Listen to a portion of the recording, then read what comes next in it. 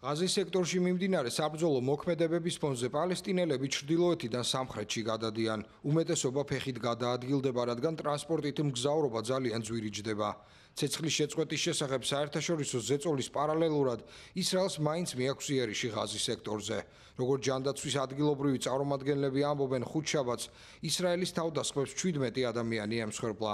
ისრაელმა ასევე დახურა ერთადერთი სახმელეთო გადასასვლელი, რომელიც ოკუპირებულ დასავლეთ სანაპიროზე მცხოვრებ 3 მილიონზე მეტ პალესტინელს გარე სამყაროსთან აკავშირებს.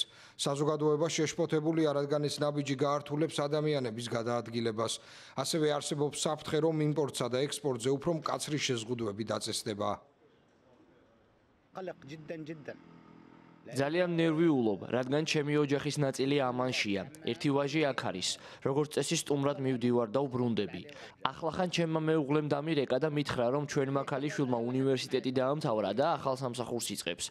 უნდოდა მეც იქ ყოფილიყავი, მაგრამ ვუთხარი ჩემ გარეშე წასულიყო.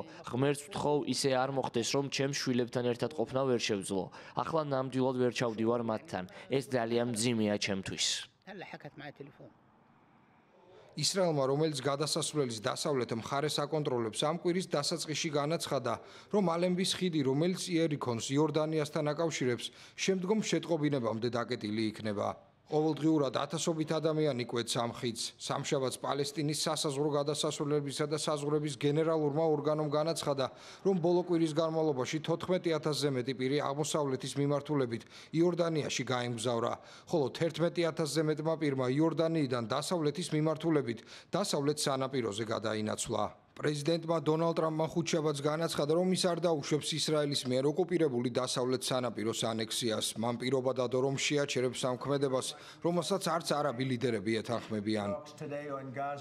დღეს ღაზის საკითხზე ძალიან კარგი მოლაპარაკებები გვქონდა როგორც ახლო აღმოსავლეთის წარმომადგენლებთან, მეფეებთან, ისე ახლო აღმოსავლეთის უმაღლეს ლიდერებთან. ასევე ვესაუბრე ბიბი ნეთანიაჰუს, რომელიც მძევლების დაბრუნებას ცდილობს.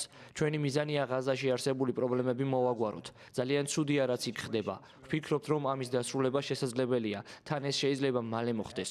ჩვენ გვსურს მძევლების დაბრუნება, დაღუპულების ცხედრების დაბრუნება. გვინდა რომ ამ რეგიონში მშვიდობა იყოს. ამ ყველაფრის გათვალისწინებით ძალიან კარგი მოლაპარაკებები გვქონდა. მე არ დავუშვებ დასავლეთ სანაპიროს ანექსიას, ეს არ მოხდება. საკმარისია, დროა შეწყდეს ეს ყველაფერი. არაბთა გაერთიანებულმა საამიროებმა ისრაელი გააფრთხილეს, რომ მისი ნებისმიერი ნაბიჯი, რომელიც ანექსიისკენ იქნება მიმართული, წითელი ხაზის გადაკვეთა იქნება. ღაზისგან განსხვავებით, სადაც ისრაელი ჰამასთან ომს განაგრძობს, დასავლეთ სანაპიროს პალესტინის ხელისუფლება მართავს.